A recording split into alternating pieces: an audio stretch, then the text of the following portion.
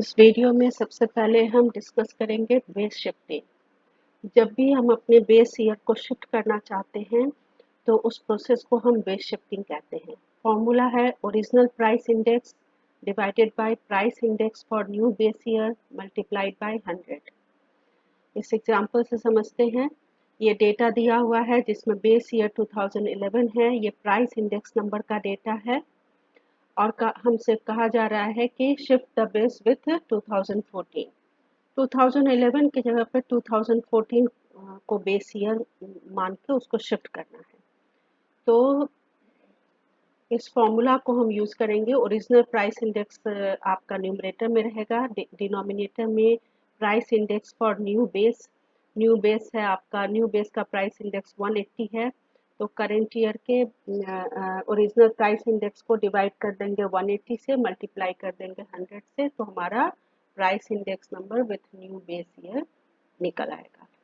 तो यहाँ पर आपका ओरिजिनल प्राइस इंडेक्स है 100 डिवाइडेड बाय न्यू बेस है आपका 180 multiplied by 100 is equal to 55.55। यहाँ original price index 120 divided by new base 180 multiplied by 100, this is 66.67। Next concept है आपका स्प्लिसिंग। स्प्लिसिंग में हमारे पास दो या दो से अधिक इन प्राइस इंडेक्स या कोई भी इंडेक्स नंबर की सीरीज हो सकती है और जब हम उसे मर्ज करना चाहते हैं उन सीरीज को, तो उसको स्प्लिसिंग कहते हैं। आपके पास मान लीजिए दो इंडेक्स नंबर है, इंडेक्स नंबर x और y। अगर आप x को y के साथ, if index x is spliced with y, index y, then it is known as backward splicing. Formula is index x for current year divided by index x for common year multiplied by 100. Or if index y is spliced with index x, then it is known as forward spacing. Formula is index y for current year multiplied by index x for common year multiplied by 100. चलिए हम इस data के साथ हम splicing की activity complete करते हैं। यहाँ पर कहा गया है splice the index series x to y and y to x। तो सबसे पहले हम x to y करते हैं। यहाँ पर कॉमन ईयर आपका है 2004, जिसमें इंडेक्स x में 2004 का प्राइस इंडेक्स है 150 और इंडेक्स y में y सीरीज में 2004 का प्राइस इंडेक्स है 100। तो यहाँ पर आपका फॉर्मूला है when index series x spliced with index series y, then formula will be used as index x for current year divided by index x for common year multiplied by 100. तो index x for current year is 100 divided by index x for common year which is 150। common year आपका ये है 2004, उसमें index x का जो price index है वो है 150 multiplied by 100, 66.67।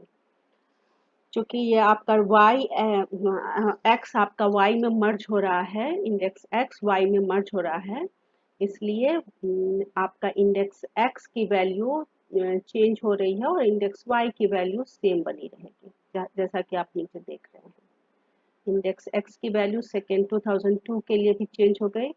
index x for current year is 90 divided by index x for common year 150 multiplied by 100 is equal to 60, so and so forth। अब हमें करना है इंडेक्स y को स्प्लाइस्ड करना है विथ इंडेक्स सीरीज x, यानी कि y को x में मर्ज करना है। तो आपका x सीरीज का डेटा सेम रहेगा, y सीरीज का डेटा बदल जाएगा स्प्लिसिंग के दौरान। फॉर्मूला है आपका, इस फॉर्मूला को यूज करके हमारा इंडेक्स y x में मर्ज हो रहा है। Index y for current year multiplied by index x for common year divided by 100। तो 100 आपका इंडेक्स y है फॉर करेंट ईयर 100 है, multiplied by index x for common year 150 divided by 100 is equal to 150। इसी तरह से index y for current year 120 multiplied by 150 divided by 100 180, so and so forth। Next आपका concept है deflating. Deflating हम use करते हैं real value of income को calculate करने के लिए। हमारे पास इनकम का डेटा होना चाहिए और साथ ही साथ उसी ईयर के हर एक ईयर के लिए इंडेक्स का इनकम का डेटा होना चाहिए और साथ ही साथ उस ईयर का प्राइस इंडेक्स हमारे पास होना चाहिए। रियल इनकम फाइंड आउट करने के लिए हम money value of the income जो इनकम गिवन होता है वो मनी वैल्यू उसका होता है, फेस वैल्यू होता है, उसको डिवाइड करते हैं price index of the current year से, सेम ईयर से, और सेम ईयर के प्राइस इंडेक्स से मल्टीप्लाई कर देते हैं 100 से। तो इस डेटा के लिए हम real value of the income find out करेंगे। यहाँ है इनकम और ये है प्राइस इंडेक्स। तो real value of the income निकलेगा, मनी वैल्यू को डिवाइड करना है प्राइस इंडेक्स से, मल्टीप्लाई करना है 100 से 80, और real money value 108 divided by price index है 120 मल्टीप्लाइड बाय 190। ये है कहने का मतलब कि 108 लैक्स आपका 2012 में दिख रहा है, लेकिन इसका 2011 के रेस्पेक्ट में इसकी वैल्यू सिर्फ 90 है।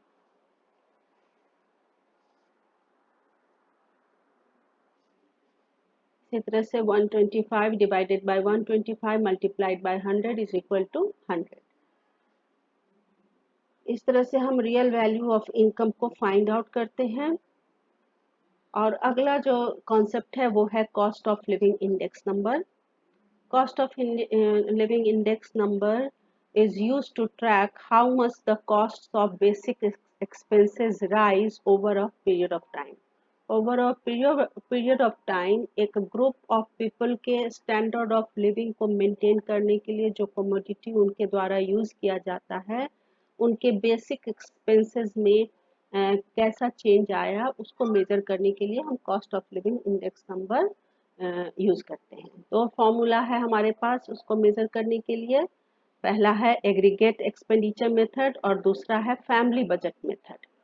एग्रीगेट एक्सपेंडिचर मेथड आपका एक तरह से लास्ट पेरे का फॉर्मूला यहाँ पर हम यूज करते हैं एग्रीगेट एक्सपेंडिचर मेथड में, जो कि है summation P1 Q not upon summation P nought Q not multiplied by 100।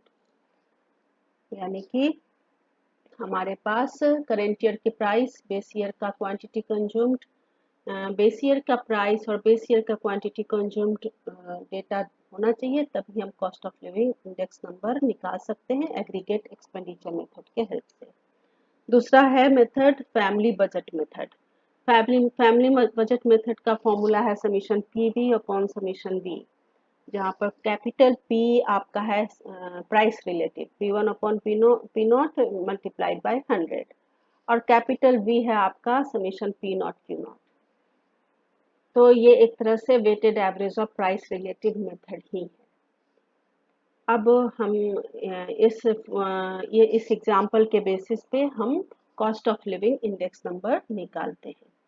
Price आपका 2005 का और 2010 का दिया हुआ है, क्वांटिटी 2005 का दिया हुआ है। ऑब्वियसली 2005 आपका बेस ईयर होगा, यानी कि P नॉट P1 और यह है Q नॉट। जब हमारे पास P नॉट Q नॉट और P1 की वैल्यू दी हुई है तो ऑब्वियसली हम एग्रीगेट एक्सपेंडिचर मेथड ही यूज करेंगे, क्योंकि उसका फॉर्मूला है summation P1 Q not upon summation P nought Q not multiplied by 100। तो ये हमारा कैलकुलेशन है P1 Q नॉट का, P नॉट Q नॉट का, और इसको इस फॉर्मूला में डाला और ये cost of living index number की वैल्यू आ गई। यानी कि बेस ईयर के कंपैरिजन में 31.92% इंक्रीमेंट है इन कमोडिटीज में के प्राइस में, जो कि किसी एक ग्रुप ऑफ पीपल के स्टैंडर्ड ऑफ लिविंग में को मेंटेन करने के लिए जो कमोडिटी कंज्यूम किया जा रहा है उसके प्राइस में 31.92% का इंक्रीमेंट दिख रहा है बेस करेंट ईयर में बेस ईयर के रिस्पेक्टिव। अब हम हमारे पास ये डेटा गिवन है, नंबर ऑफ यूनिट्स 2010, यानी कि ये जो है ये आपका वैल्यू है V है, और ये आपका P1 है और ये है आपका P not.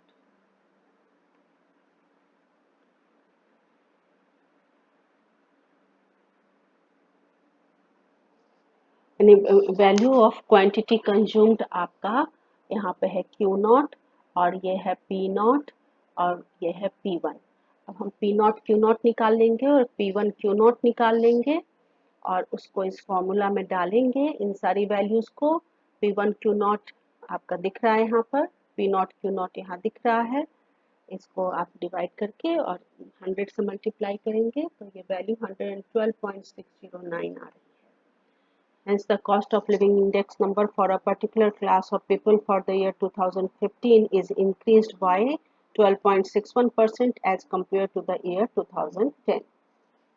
Thank you so much.